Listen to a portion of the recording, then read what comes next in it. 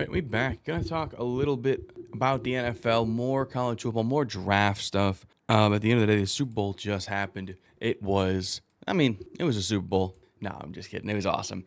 But at the end of the day, we're gonna talk about guys that I think have a chance to go overdrafted. Now, obviously, everybody knows what undrafted means. It means you don't get picked. Overdrafted is someone that I think a prime example would be. I'm not gonna say JJ McCarthy because we don't know how good he is because he got hurt. But everybody thought Bo Nix got overdrafted, right? Was he really a first round guy? Drafted, like guys that get drafted higher than they should based on desperation, positional need. You understand what I'm getting at. Poor value picks, again, it's really just going after. And again, if you draft your guy and he's good, it doesn't matter in hindsight, but it's usually a lot of QBs, and that's where we're going to start. I think Jackson Dart has a chance to go way higher than people think. And every year we see quarterbacks that jump up into the first round despite not having tape that deserves them to be in the first round conversation. But positional value doesn't necessarily mean prospects are going to be driven up the board, but it happened last year. This year, Cam Ward, Shedeur Sanders are the guys that are going to go, they're going to be the first two quarterbacks off the board. But there is a lot of teams that need quarterbacks. The Saints, the Raiders, the Giants, the obviously we have the Titans, the Browns. I mean, that's like I just named six. We just named two quarterbacks. This is where I think someone like Jackson could rise. He had a really solid Senior Bowl. He's the latest NFL draft darling. We still have the combine. But Ole Miss's system is terrible for NFL quarterbacks. It's a mess. It showed early in the week during the Senior Bowl week when he was uncomfortable during play calls and taking snaps under center. And the NFL taking snaps under center is huge. The safer bet would be early day two, round two, round three. But with supply and demand, we know how this goes. I think Jackson Dart has a chance to fly up the board. And what I meant about Ole Miss's scheme is not that it's quarterback friendly, but it doesn't allow quarterbacks to show that they can make reads at an NFL level. Ole Miss's offense is super heavily schemed. You have your,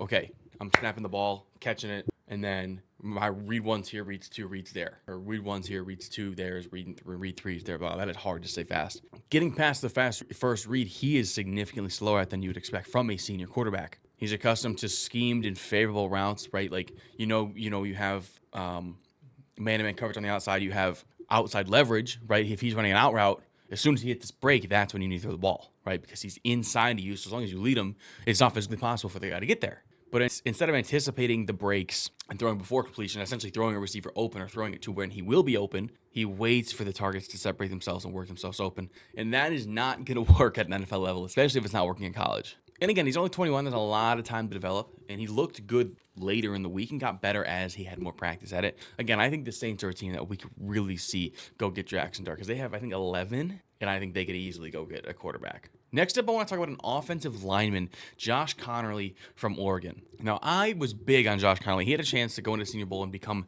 the true OT1 in this class because this class has been, I don't want to say down. There's a lot of, Armand Membo, Josh Conerly, Will Campbell, Kelvin Banks. Where there's a lot of talent there. I just don't think anybody separated themselves. But Conerly, it's not that he did have his struggles for sure. I think he's probably the third, maybe fourth tackle out of those four. It depends on how you view Will Campbell. If you think he's a tackle or a guard at the next level. And he's only still 21. He doesn't turn 22 until November. He needs to improve his play strength in terms of anchoring in pass block and pass pro. But his upside at a premium position, I think it's going to draw teams to him. And again, not necessarily saying that he doesn't deserve it, but it's less about the deserving of the potential and more about what is we seeing on tape compared to what should be drafted. And there's a lot of teams that need a blindside guy. The Rams, I could easily see them I think they're at 21, going to get Josh Conerly because they have been a mess at left tackle since Andrew Whitworth got hurt. Since Andrew Whitworth retired. I'm going to talk about Donovan Jackson, but here's why. He's a guard prospect. However, he played left tackle because Josh Simmons got hurt during the Buckeyes National Championship run. I am putting this because there is a lot of buzz around him potentially playing tackle at the next level. If he's going in as a guard, remove him from what I'm about to say.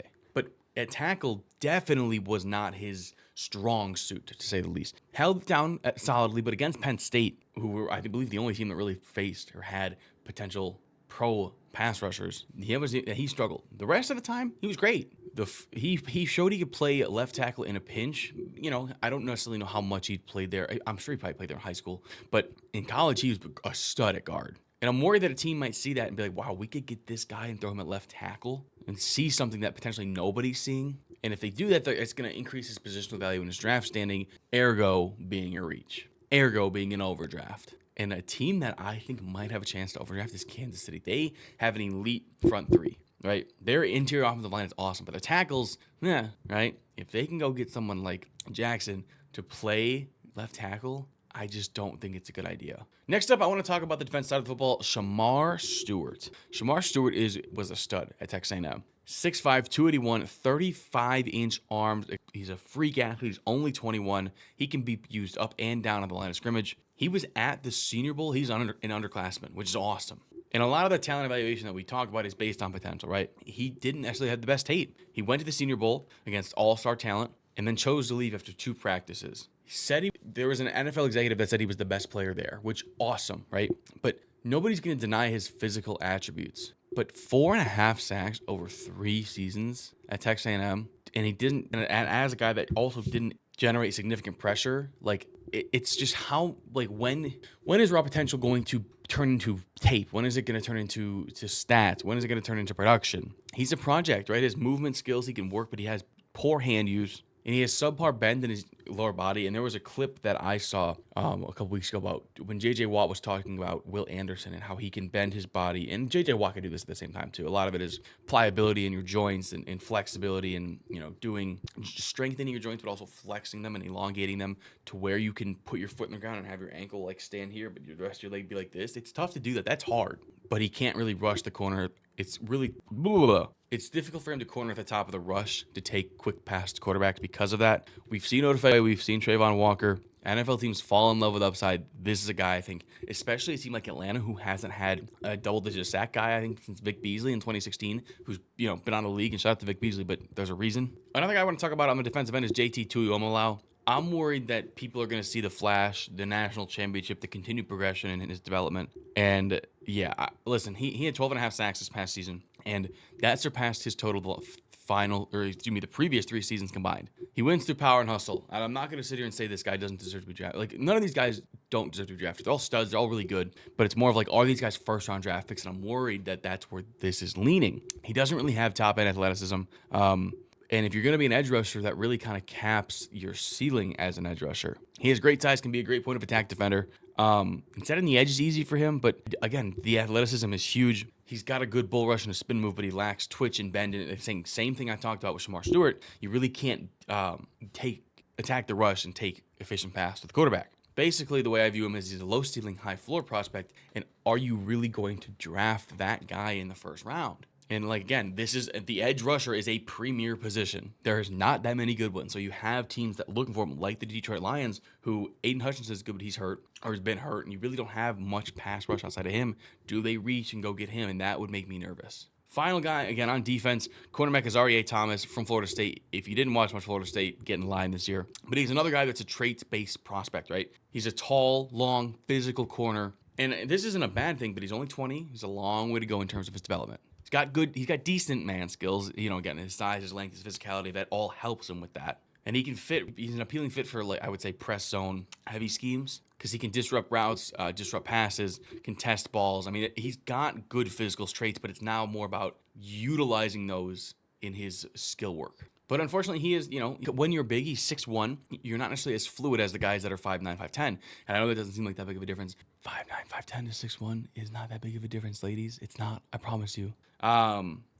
Yeah, we haven't seen his combine speed. He does look good on tape. He's just not as fluid. He did participate in the Senior Bowl, had a nice couple wins, but at the same time, he can be shook by the smaller, faster receivers.